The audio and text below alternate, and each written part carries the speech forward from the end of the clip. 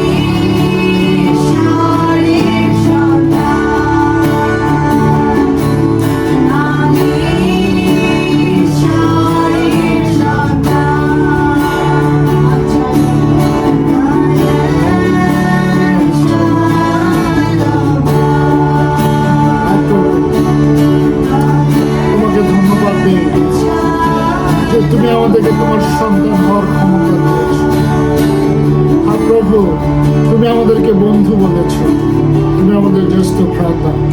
প্রভু তোমার মধ্য দিয়ে তোমার রক্তের ধারায় প্রভু আমরা পরিত্রাণ পেয়েছি প্রভু। ধন্য তুমি, ধন্য তোমার নাম। আমরা সেই কথা স্বীকার করি, তোমার যে আমাদের জীবনের জন্য তোমার যে ত্যাগ প্রভু আমরা স্বীকার করি।